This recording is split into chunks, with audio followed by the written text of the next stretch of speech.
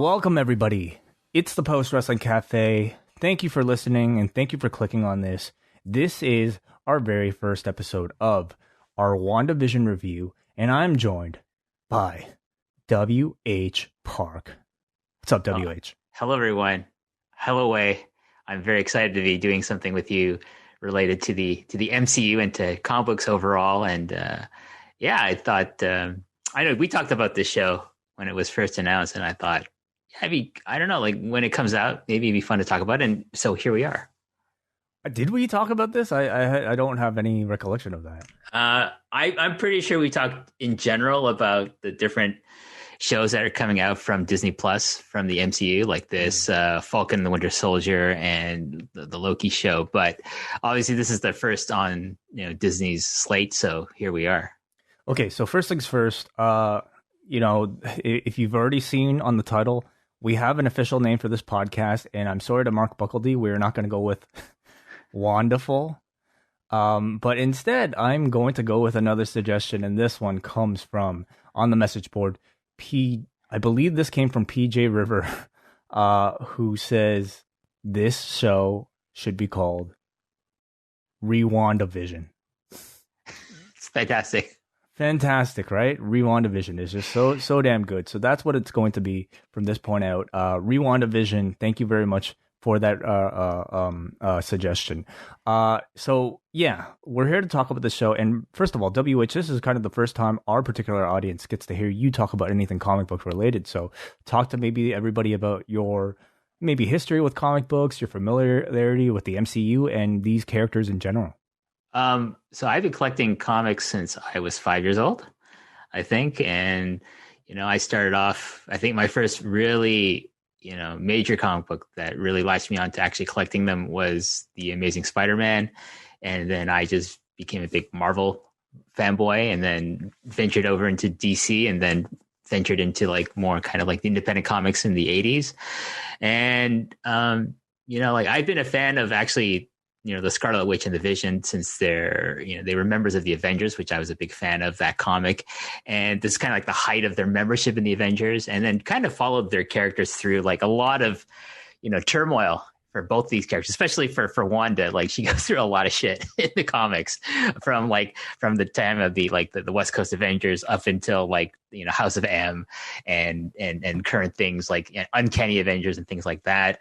The Vision is also a character I always kind of like dug. I liked his look a lot. Like I thought it was kind of cool that he was like what they call a synthezoid, like a kind of a hybrid of an android and a cyborg that was created by Ultron. And he's got all kinds of a weird history connected to Hank Pym and to the original Human Torch and to Wonder Man in the comics. It's really convoluted. I'm glad they kind of like simplified both their histories for the MCU. And I've been a big fan of the MCU since like, the days of the original Iron Man, which seems like a million years ago now, like the Jon Favreau, Robert Downey Jr. first Iron Man movie. And I've just been amazed at like how the franchise, the overall universe has expanded over the last, 10, 12 years we get Avengers Endgame, and now we get all these TV shows. And, I also am a big fan of like the Netflix TV shows that happened a couple of years ago, hoping those get kind of folded into the larger MCU. And yeah, like I'm really excited to be talking about this show. Like it's a really interesting concept because it doesn't seem just like a comic book show. It seems like kind of a meta show about, classic sitcoms on American television. Yeah, and I think, first of all, maybe we should just talk about conceptually what this show is and to kind of lay the groundwork for some of the people who might not be closely following the MCU. This, from what we can gather, this is taking place sort of in the real time of the MCU, meaning this is after at least the events of Infinity War, after the death of Vision at the hands of Thanos. And so, interesting that... I think very appropriate that, this is almost an homage to like sitcoms of past eras, because this is, of course, Marvel Studios' first foray into television. And that's different from the Netflix shows and Agents of S.W.O.R.D. and really everything else that came before, because it was not produced by Marvel Studios proper, not the people, not Kevin Feige's studio. And instead it was, a division of Marvel called Marvel Television that, at the time was supposed to be very closely associated, but it was more of a one-way street. You know, the shows reference the movies a whole lot, but not the other way around. This is supposed to be different. I mean, first of all, you're featuring characters directly taken from the movies, and this is also reported to be directly leading into Doctor Strange's next film. It's supposed to lead right into even Spider-Man, the next one, and maybe even Captain Marvel. It just features characters from all those separate things. So, what were your initial thoughts when they announced this? I thought, from the trailers, I thought, okay, it's a really interesting take to be like, referencing things like Bewitched, the Dick Van Dyke Show, and I guess like later on they're gonna reference shows like the Brady Bunch and like Family Ties in the '80s and things like that. Like, oh, it's an interesting take for like a Marvel property because they're pretty much straightforward films, right? Like they're action adventure films starring superheroes and become kind of like their own genre in of themselves. For them to go this kind of route of like kind of like a David Lynch kind of a route of like becoming kind of bizarre at times is really welcome to me because like I don't like just like there are points where the MCU becomes very formulaic, and I kind of like when they kind of break out of that. It's certainly one of like the criticisms of like a movie, for instance, like the Doctor Strange film, and how, as enjoyable as it may have been, like a lot of people criticized it for essentially being exactly the same as Iron Man, just with a different guy in a goatee. This is a series, at least thus far, that features zero action. You're not going to get any fight scenes whatsoever. It's all exactly like a sitcom, save for some very, very dark moments within it. So maybe let's get into a bit of the episodes, and spoiler warning, of course, for everybody, not just because we're going to be discussing the episodes we're about to review, but we're also going to be perhaps talking about fan theories, casting reports, comic book source material, things that may or may not come true in later episodes. This is a show created by Jack Schaefer, who also wrote the first episode. She is the writer behind the upcoming Black Widow film. She also helped write the screenplay for Captain Marvel. And it's also these two episodes directed by a man named Matt Shakman, who actually used to be a child sitcom actor on shows like The Facts of Life, Night Court, Different Strokes, Webster, and as an adult has become a very successful TV director for things like Game of Thrones, The Boys, 6 Feet Under, and It's Always Sunny, Succession. So he really feels like a perfect candidate for this type of genre.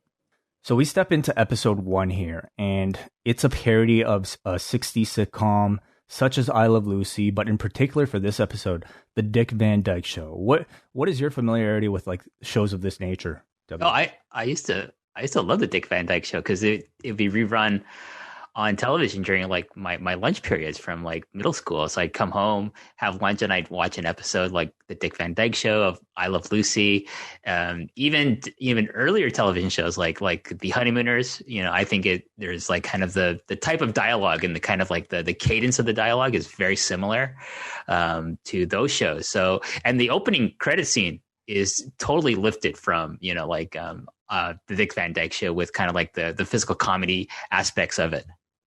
Especially, I've never watched the Dick Van Dyke Show. Like, it's definitely way before my time. But in doing a bit of research, you can see that the layout of the set, including like the first floor, is a near replica of the set used for that show.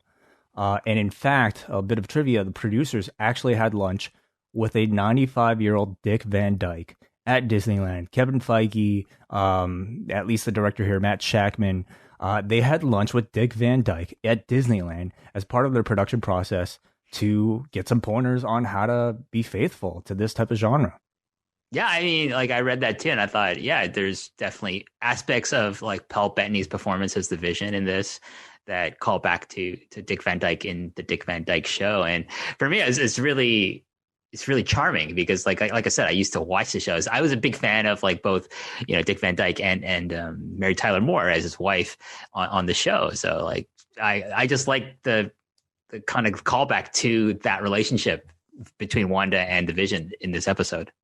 So the story about this episode is that Wanda and Vision, they're a newlywed couple who have recently moved into a very picturesque town known as Westview. And they both retain their MCU powers. So the whole story is essentially these two superpowered beings that are very different from your typical people, trying to hide their abilities and trying to fit in with this very picturesque, stereotypical, almost like, like the Stepford Wives, type of setting, right? So they have a date circled on their calendar, but neither of them know its significance. Wanda, with the help of her neighborhood friend Agnes, concludes that it must be her and Vision's anniversary. Meanwhile, Vision goes to work at a typical office job and realizes that the date is actually a home-cooked dinner that he and his boss have planned. And hilarity ensues as their expectations collide, with Wanda's plans for a romantic evening being interrupted by Vision showing up with his boss and his wife expecting a home-cooked meal. Eventually, a dinner is served, and over this conversation, Mrs. Hart asks Wanda and Vision about their history together. Wanda and Vision at this point seem to suffer a bout of amnesia, as Wanda... So the tone of this whole thing is very much like, a 60s sitcom, but then, like, upon this question, Wanda's face just stares blankly and can't answer a simple question like, why did you come here? As Mr. Hart keeps pressing on the question, he starts choking on his food. And then this is when the tone of the show completely shifts. The camera angles change to non-sitcom-like close-ups, and we suddenly get a very serious moment of Mr. Hart nearly dying by choking on his food. No one at the table is doing anything. The only person speaking is Mrs. Hart, who is simply saying to her husband, stop it, stop kidding around. She continues saying stop it, but now starts saying it to Wanda, almost with a look of desperation. Vision looks concerned, but he seems powerless to act. And eventually, it requires Wanda to tell Vision to act before he grabs the blockage out of his boss's throat, using his phasing powers. And then right after that, the show shifts back to its comedic tone as if the incident never happened. The boss and his wife leave. They're somehow extremely satisfied with the dinner. Vision's about to get a promotion. Meanwhile, Wanda and Vision decide that they should actually use today's date as their official anniversary since they never officially married. She creates rings, and this becomes their official marriage ceremony. The credits roll, camera pulls out, and then we see in not standard definition, not in black and white, but in full color, 4K, the show appears on a TV set with a person taking notes and a bunch of machines nearby. Before we talk about some of the finer points, including some of the commercials that aired in this episode, what are your thoughts about this episode overall? Yeah, I thought it was a really interesting introduction to kind of the concept of the show as kind of this meta look at old American television shows. I think if you're not familiar with the characters from the MCU, this would be very confusing as to who these characters are and why the husband is, like a robot at first and then turns into a human form and what's up with Wanda and her powers. So though I can't imagine anyone just kind of coming into the show cold. So I imagine everyone who's watching this is actually familiar with the MCU versions of the Scarlet Witch and the Vision. I just thought it was really interesting as a just kind of a note that, like Wanda just calls herself Wanda. Everyone refers to her as Wanda, which is a very normal name, but everyone calls the Vision, which is like, wouldn't he have taken on like some kind of like, human name to like kind of blend in better? But overall, I thought it was a really, interesting, intriguing episode and makes me want to see like what's going on and what the big reveals are going to be down the line. Yeah, I would certainly say like if you aren't really familiar with the MCU, this is not really a show that kind of leads you by the hand and explains who these people are. Like you can still find it amusing, I think, just the idea that, oh, here's a robot and here's somebody who can levitate things and they have to pretend that they're normal. That in itself might be funny, but the subtext and the deeper story at play here is far more dependent on, I think, your knowledge, not just of the characters, but maybe just,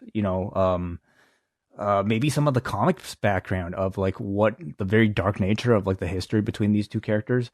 I also feel like I was definitely taken aback because like I knew this whole thing was about to be like, referencing all these sitcoms, but I think to go from, remember like the last time we saw like the typical MCU fan, the last thing they watched would have been Spider-Man, and before that, Endgame.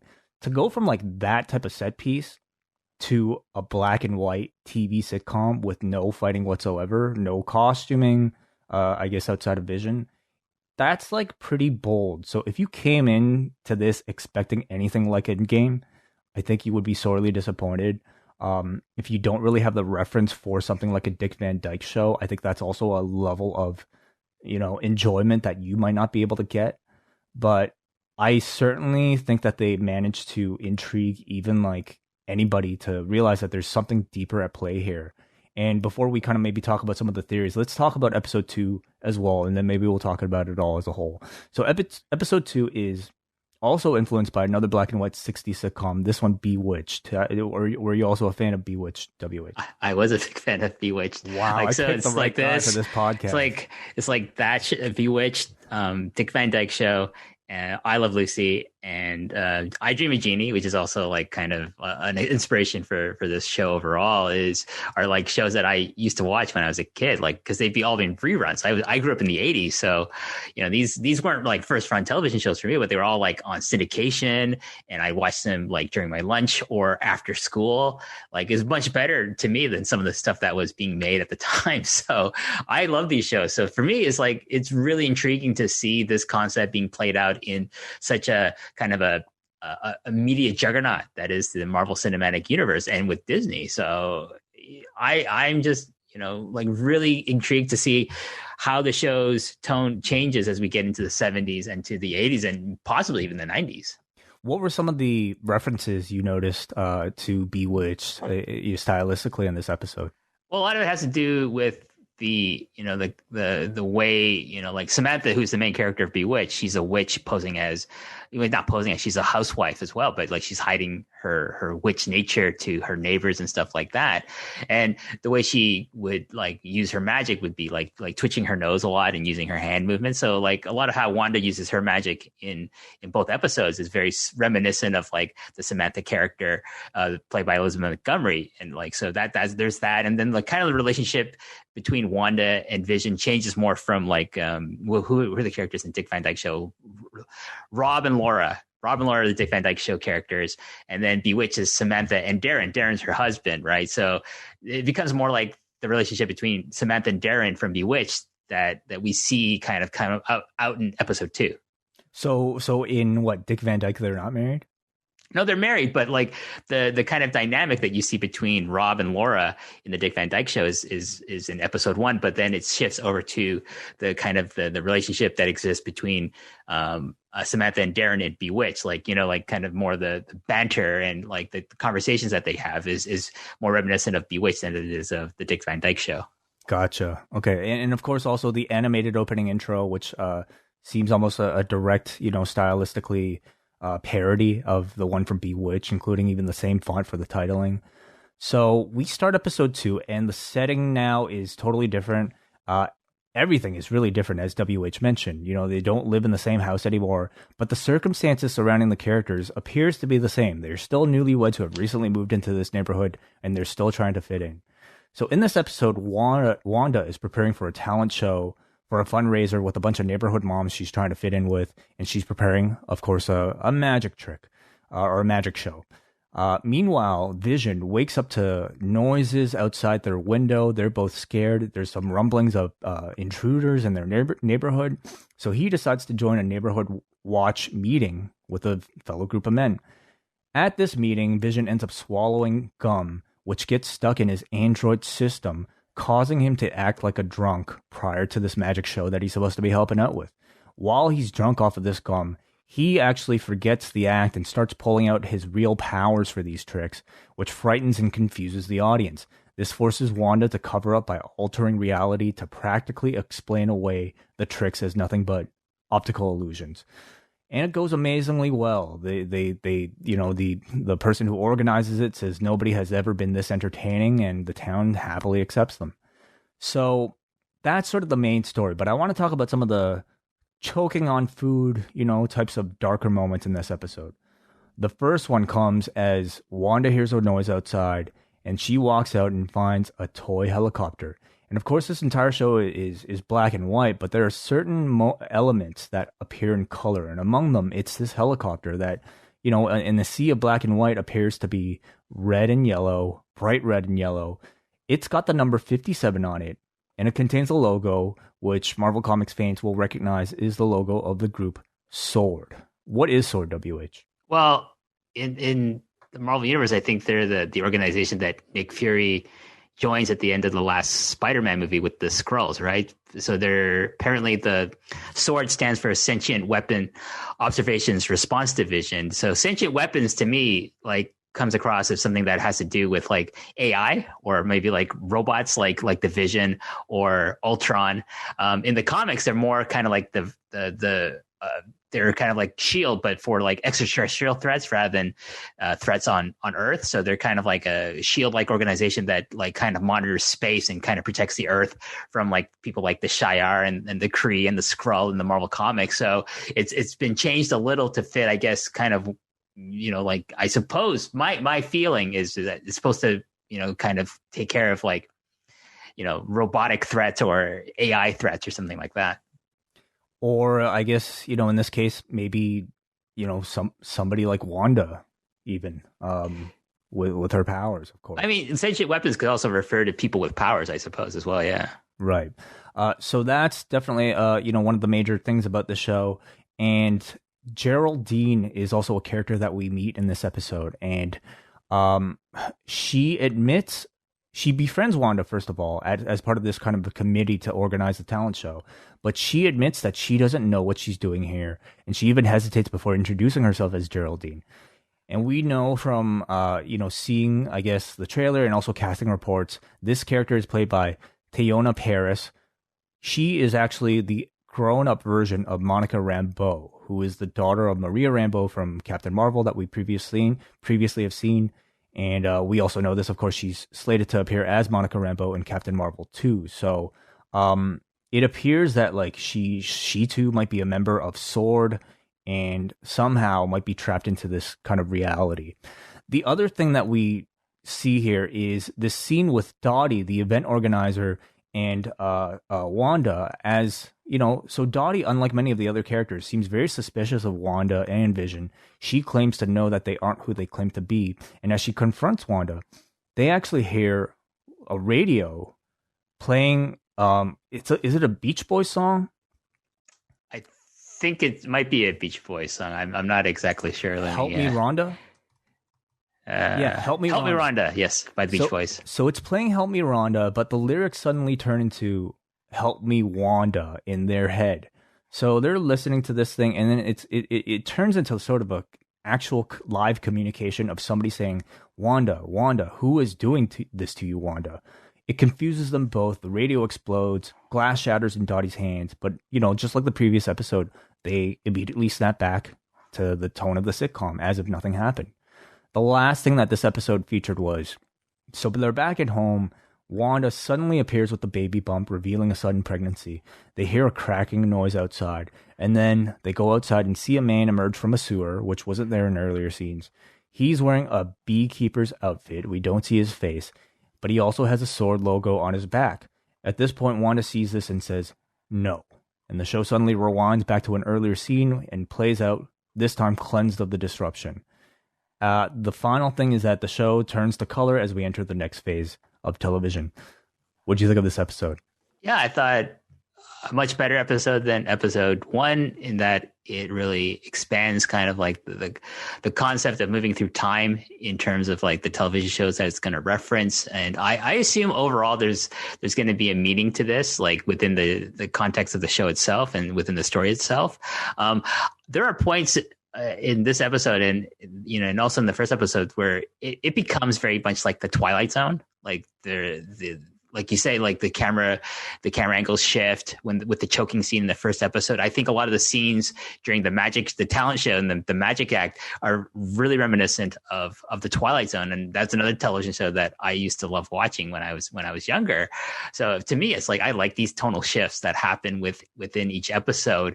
And it just kind of, you know, brings back this notion, like what's the overall story? What's going on with these characters? Like, you know, we have to keep in mind that Wanda's power is like, she can alter reality is the gist of her power. So like, is she behind this? Is someone manipulating her to create this reality for her? Because also like, we have to keep in mind that she's probably in mourning over the death of the Vision in Infinity War at the hands of Thanos. Her ability to like alter power reality is something that really hasn't been fully explored at all in the MCU films. I think there have been scenes where like, certainly not in Age of Ultron. Like she's really just like a levitator in Age of Ultron. But like, there are scenes where like she sends vision through like, a number of floors. She, I'm sure she does little things here and there, but like certainly nothing to the extent of creating a completely different reality around them all. So absolutely, I thought episode 2 definitely featured a lot more clues about the real world behind it all. Episode 1 really was just very slow in terms of, I think, letting you in on thinking that there was more behind just the sitcom. And, probably a really good thing that these two were released at the same time because it gave people looking for something beyond just a sitcom parody a bit more to latch onto. What is your theory about what exactly is happening here? So overall, I think she's probably a prisoner of some organization, whether it's S.W.O.R D. That's what you're kind of led to believe. Like, how are they monitoring? Because like the person watching these episodes on their TV within the context of the show has like equipment with the S.W.O.R D logo on it. So you assume they're at the very least monitoring Wanda, but like, are they responsible for her state, like in this altered reality? The other thing I took from the last scene of the episode with the guy coming out of the sewers in the beekeeper costume, and he has the S.W.O.R D logo on his back. But to me, I think that's kind of a false flag. I think this guy might be a member of another organization within the Marvel comics and that have appeared in the Marvel Cinematic Universe. That's the Advanced Idea Mechanics, AIM.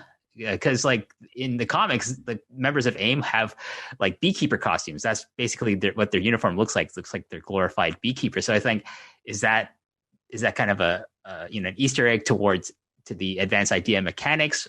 That'd be interesting if you can kind of, they appeared very kind of like briefly as the kind of antagonist for Iron Man and Iron Man 3 and not used very well in my opinion. If this is kind of a way to rehabilitate them as being kind of the new Hydra of maybe the next phase of the Marvel Cinematic Universe, that would be really, really interesting. Certainly, I think by the end, you hear like the last line we hear from episode 2 is, of course, the same thing that we heard on the radio. Wanda, who is doing this to you, Wanda? From a character who I think is possibly the cop who was in Ant-Man and the Wasp, the Asian actor. What's his name? Oh, so yeah, Randall Park. Randall Park, yeah. No relation, by the way. I didn't think so. Yeah, like I believe at this point is some sort of who does he work for? Who did he work for in Ant-Man and the Wasp? He's with the FBI, right? So right, okay. And did he like graduate to something like?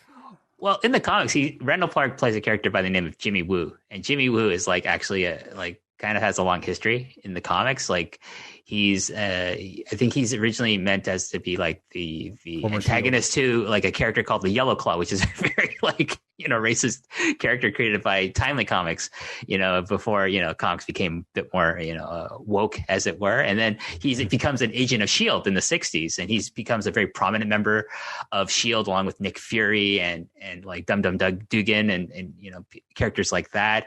And then he becomes a main character of his own right in a series called Agents of Atlas from Marvel Comics. So it'd be nice if like Jimmy Woo in the Marvel Cinematic Universe becomes a more prominent character, like, and not kind of a comedy figure. Yeah, absolutely, yeah. Well, we know he is a part of the cast announced for this particular show. He's, I believe, even appeared in a trailer, so it could possibly be his reveal. Of course, we also have to mention Agnes and the very popular theory that this is actually somebody posing as the character of Agatha Harkness. Are you familiar with that character, WH? Yeah, so Agatha Harkness is a magical character in the comics. She first appears, I think, in the Fantastic Four, as she's like becomes the nanny of Franklin Richards, who is the son of Reed and Sue Richards, Mr. Fantastic and the Invisible Girl.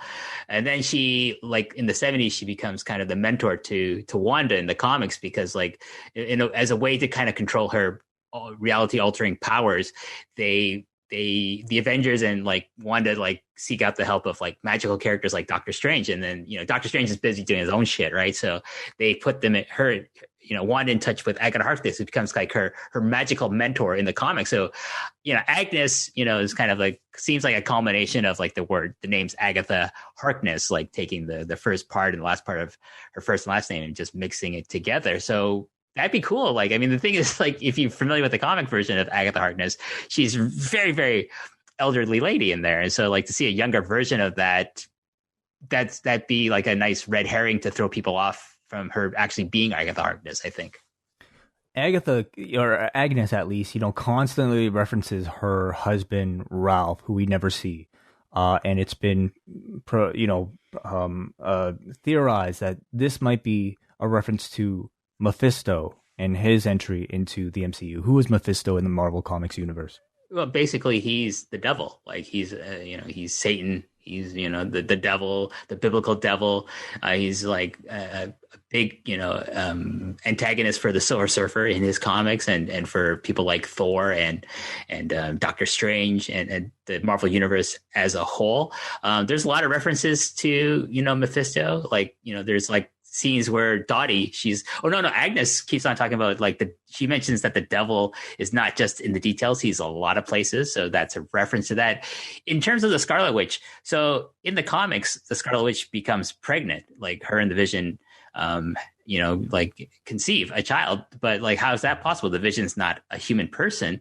So the idea was that Wanda used her reality altering abilities to like create this reality where she can become pregnant by the Vision, but it turns out her kids are kind of like shards of Mephisto's soul, which was dissipated by Franklin Richards in an issue of the Fantastic Four. This is really getting complicated, but maybe so. Like her pregnancy now maybe is like kind of a way for Mephisto to manifest himself into reality.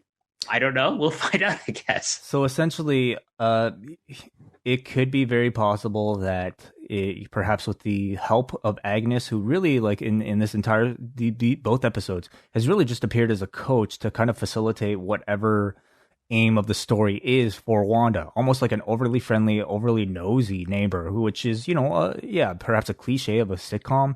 But in this case, would also fit the role of perhaps an Agatha Harkness who might want to have Vision. Want Wanda and Vision to create children for another purpose. And of course, children is an ongoing theme in both episodes. In the first episode, as they're sitting on the dinner table, the very first significant change in Wanda's facial expression comes at the first mention of children by Mrs. Hard, who asks, "When did you get married? Why don't you have children yet?" And with that word, like, Wanda just suddenly went from very sitcom-like smile to just a look of bewilderment. And it's our first clue that, children are going to play a big factor. And of course, the second episode contains, the repeated catchphrase of "for the children" as they're organizing this very kind of like, I don't know, cult-like talent show. What did you think of the performances of some of the cast here in Elizabeth Olsen and Paul Bettany?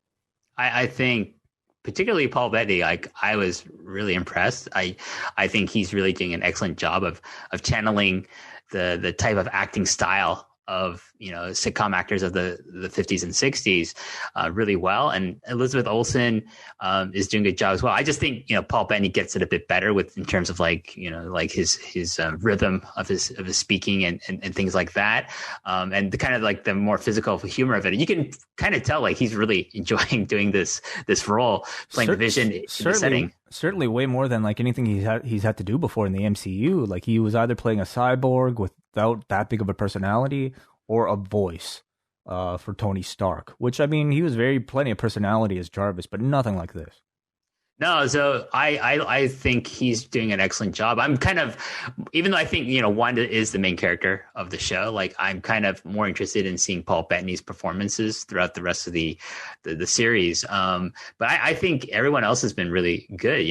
The actress, I forget her name, who plays Agnes is also doing a really good job of kind of channeling the nosy neighbor, best friend character from these kinds of like old television shows into Agnes here, and Catherine Hahn. Yeah. So I'm really intrigued by like is she going to change? Is she someone who's kind of like hostile towards Wanda and Vision? We'll see, right? So maybe go from being kind of like this nosy neighbor friendly type to like being kind of like this evil person. That'd be interesting to see.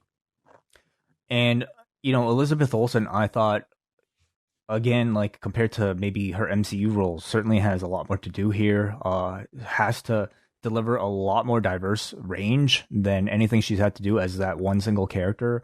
Here, we're having to see not just her serious chops, but also her comedic chops. Across a various level of genres. But how do you think she did as somebody who watched some of those sitcoms? Yeah, very, very in keeping with people like Mary Tyler Moore and Elizabeth Montgomery, and I felt she did a good job. I just think Paul Bettany was a lot more natural in his performance as a character from those kinds of shows. I'm kind of interested to see like Elizabeth Olsen as we get through the series, because like in the comics, like the pregnancy and the subsequent loss of her children is really what leads to kind of like the Scarlet Witch's like kind of fall from grace in the comics, and where we get to like Avengers Disassembled and the House of M storyline and her redemption after those kinds of storylines.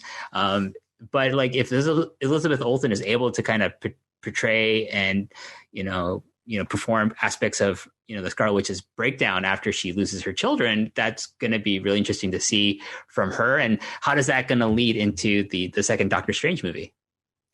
For people who aren't aware about maybe the House of M storyline, can you care to explain? So following the events of a storyline called Avengers Disassembled, they're all written by the same guy, Brian Michael Bendis. So she destroys the Avengers because she snaps because she's lost her children, like because Mephisto has taken those two shards of his soul back in an earlier storyline. So House of M is like the Avengers and the X-Men kind of trying to help her cope because she's so powerful, but she's like so emotionally and mentally unstable, obviously from the trauma of losing her kids, that, she creates this alternate reality in the Marvel universe where the majority of the population of Earth is mutants instead of the other way around, and humans become the minority, and the world is run by her father. At that time is revealed to be Magneto. Like this is something that was established years before. Her and her brother Pietro Quicksilver are the children of Magneto, and so the House of M stands for the House of Magneto, and they're the ruling body of Earth. And, there's this whole storyline where you have to get back to the original Marvel 616 universe where, mutants are the minority and being hunted by, evil humans and the Sentinels and things like that. So that's a really important storyline. These are really good like primers. If you want to know more about the comic version of the Scarlet Witch, like I recommend like her various miniseries. Her and Vision have like 2 miniseries from the 80s you should read. Vision Quest, which is a storyline from Avengers West Coast, and then like Avengers Disassembled, and then the House of M storyline. Yeah, I mean, for me personally, like House of M was sort of what got me back into comics for after many years away, and it's a bit more of a modern kind of like style of comic books, and certainly I think one that is so well remembered that it is the most significant moment, at least of recent memory, in Scarlet Witch's history. So I have to imagine they're going to be playing with it somehow before Elizabeth Olsen's run is over. So we'll see if they do anything there. We also have to, of course, mention some of the commercials that were featured in these episodes. Episode 1 featured a toaster by Stark Industries called the Toastmate 2000, and it has the tagline, "Forget the past, this is your future." Episode 2 features a watch, a Strucker brand watch. Of course, this is a clear reference to Baron Strucker, one of the leaders of Hydra, who was featured in Age of Ultron, and I guess the end credits of Captain America Winter Soldier. He is the man who was in charge of the experiments that led to Wanda and Pietro gaining their powers. The tagline for this commercial was, "Strucker, he'll make time for you." What was your take on some of these? Yeah, I thought they were really interesting. Again, plays into the Twilight Zone vibe of the both episodes, like considered kind of like part of the reality, but there are obvious indications that something else is going on there. I thought it was really interesting hearing the repulsor effect in the toaster commercial, because it's created by Stark, and I think that's kind of like playing into the idea that the Vision is a Stark creation, kind of via Ultron, who is created by Tony Stark. And of course, like the Vision has the personality of Jarvis, the original AI of the Iron Man armor, and of Tony Stark's kind of housekeeping, sentient AI that is kind of meant to play off of the idea that he had a butler in the comics named Jarvis, who's also the butler of the Avengers.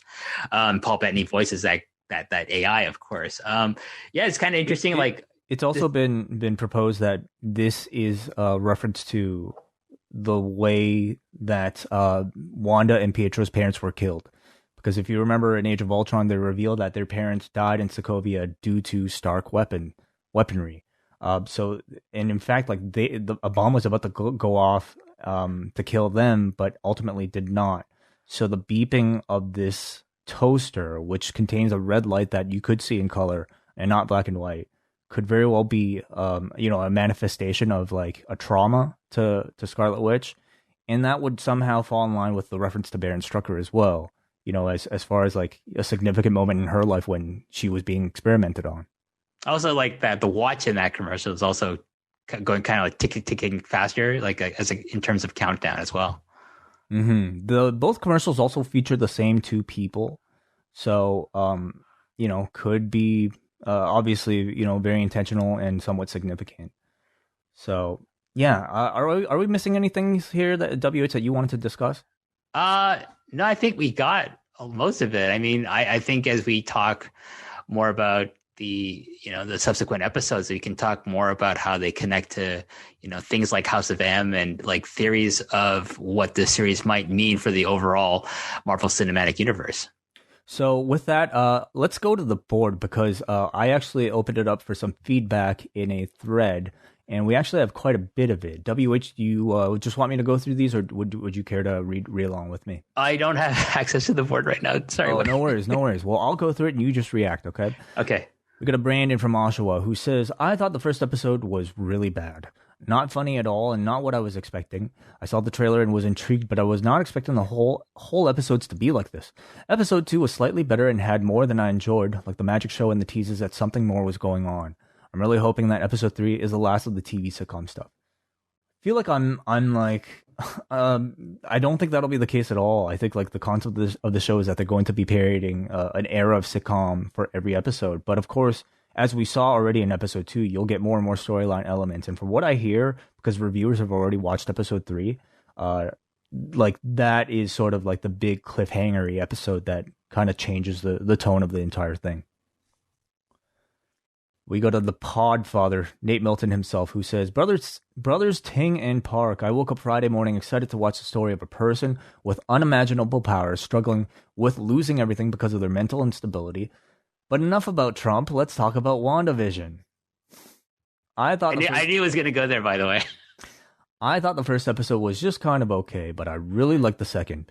I think the concept of an all-powerful witch copes with loss by creating a fantasy world while simultaneously going on a journey through TV sitcom history while also trying to solve a mystery is a lot of work to work out in one show, but I think the second episode started to hit the right notes.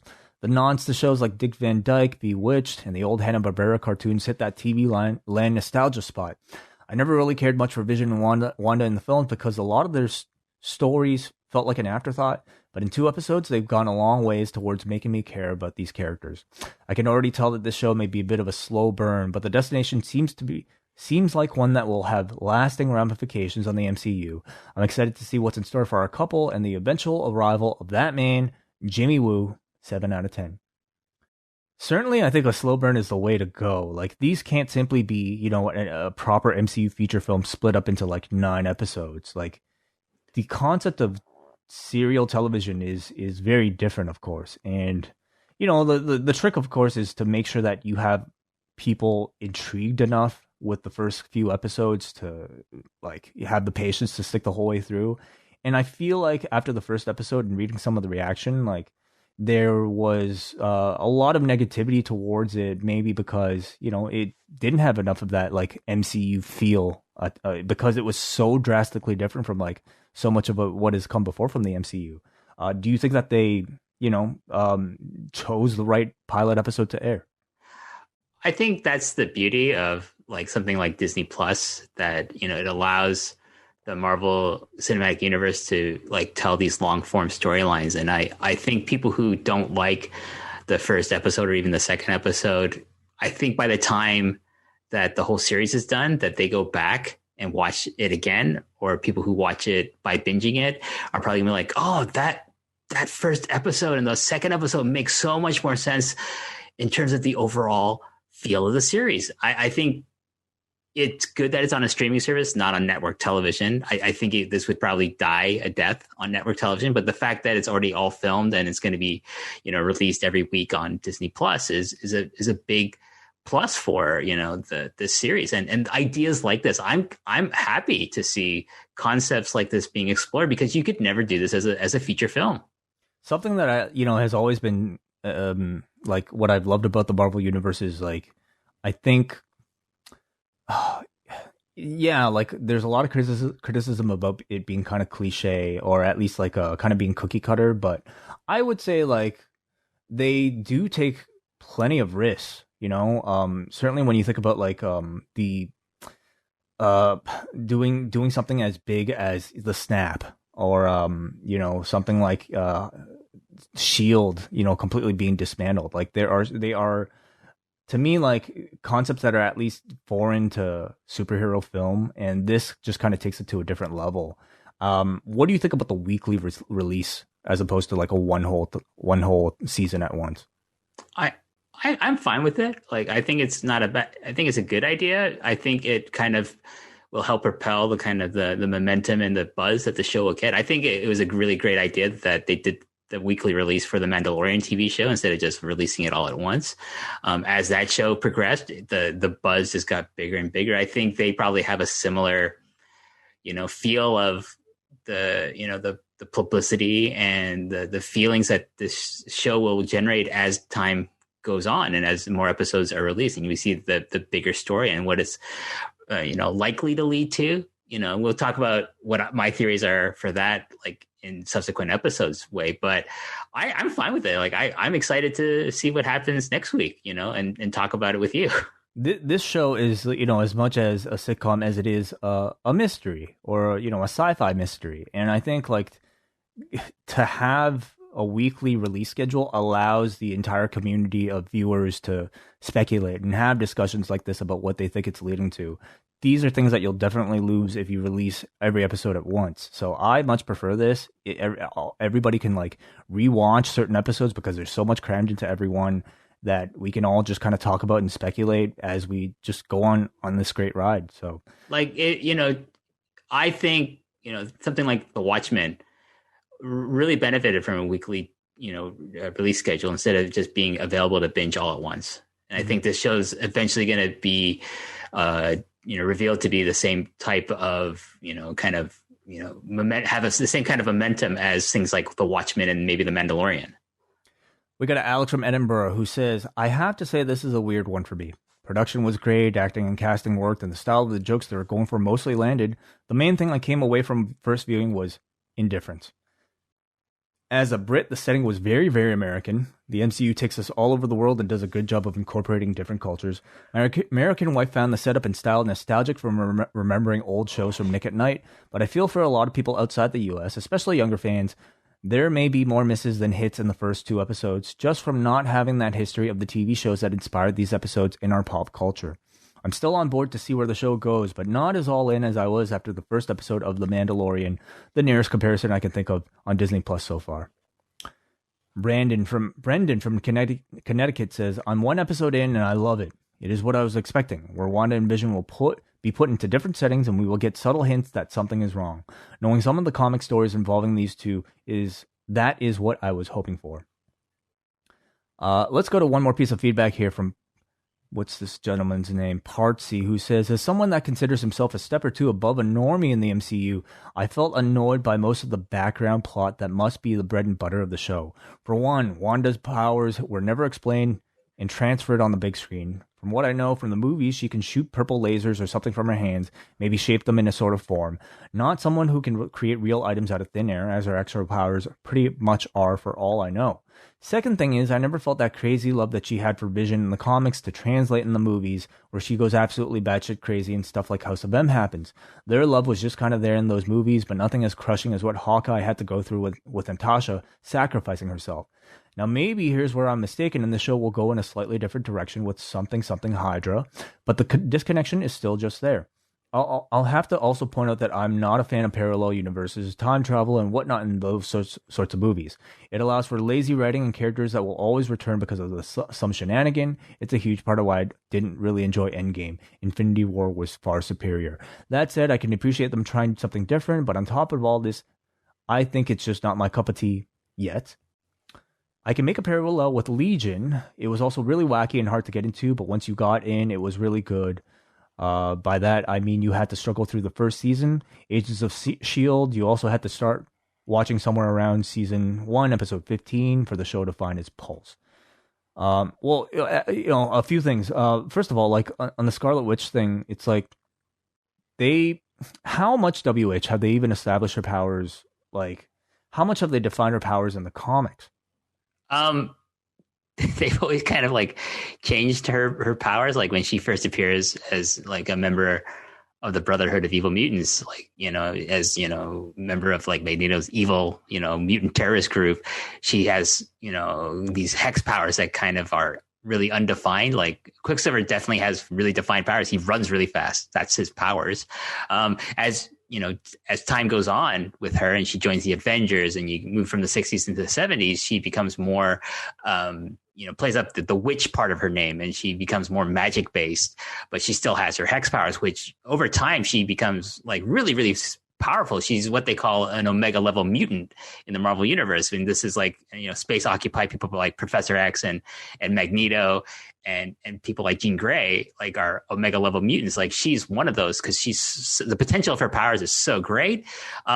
It's not really until, the House of M, like, and Digital Avengers is this moment, like, we get to see like what an untethered Wanda with her powers, how dangerous she can actually be, and I think we're going to see aspects of that as we go on through the series. And I'm really excited to see that happening and to see that unfold. I can understand like a lot of the feedback. People are not really that keen with the first episode, but to me, it's like, just give it time. Like I can agree with the sentiment of like something like Legion. It took me a long time to try to get into that. But I think once you get into the rhythm of something like Legion, which is a really good parallel to this show, that, okay, it starts rewarding the viewer for that. And I think this show is going to be very similar in that regard. So we will continue to take your feedback as we do these shows. I feel like with the discussion that, takes place from like just even one episode, what is your feeling, WH? Should we do this like weekly or bi-weekly? Yeah, maybe weekly. I think we could probably try to do it weekly. You heard it here first. We're going to do this weekly, and obviously this first episode is going to be a bit longer than some of these others, but I have a feeling people listening to this might not mind that much if we went a bit longer for the first episode. In subsequent episodes, I know there are a lot of people who are watching this show, so maybe we'll look to get some of our post-network friends as guests on this show to hear their take on it all. And yeah, I look forward to talking to you, WH, because clearly you are an incredible wealth of information when it comes to sitcoms and comic book television. So I appreciate it. Last thing, best dressed on this show, who was it? Best dressed on this show, it's got to be Elizabeth Olsen. She got through multiple costumes and she looked great in all of them. I'm a big fan of kind of like the fashions of the 50s and 60s, especially for women. I just think it's very charming. I gotta give it up to Paul Bettany. Like him going from the Vision makeup to like just being a regular dude, and like apparently, like, if you watch the trailers, his hairstyle is going to really change a lot throughout the series. So I'm really looking forward to seeing that with him. But yeah, for Elizabeth Olsen, just doing a bang up job in the different costumes and clothing she was wearing in both episodes. So there you hear it first. Not fucking shit gear. Award goes to Elizabeth Olsen and Paul Bettany. So she's no Yoshitatsu. Let me just say that. Yes, a comparison I I would have never imagined. So that's it. WH, what else you got going on right now? So I got an upcoming interview with Matt Charlton, who wrote a book called J Crown. The volume 2 of that is out. So we're going to talk about that. That's going to be an upcoming episode of, I guess, special episode of Post Perez, an interview episode with Matt Charlton. Also, I'm going to be recording a new episode of The Long and Winding Road for February. It's going to be all about Toshiaki Kawada with Dylan Fox from the Eastern Lariat. So I'm looking forward to doing that. And then, going to be talking back with your man, Jopo, about the happenings of Japanese wrestling scene. We're going to watch the same tag match 5 times, Wai, and then we're going to rank them from 1 to 5, and we're also going to talk about upcoming big Noah show. So that'll be on the next episode of Post Perez. That is quite the experiment, and you know what? Maybe it's just as rewarding as like a WandaVision. Maybe you'll go through the same loop, and like they'll have different subtle clues every single time. I'll be surprised if that actually happens with this 8-man tag that's going to happen 5 times. You can follow him at WH Park 9, talk to him about really anything from Post Perez to Marvel Comics to, of course, WWE Raw, his favorite subject. So look forward to all the discussion that takes place there. And you can also find me at Way0937. Thank you all for being patrons. Listen to the post, Impact, Hard to Kill post show that's up there right now. We'll talk to you later.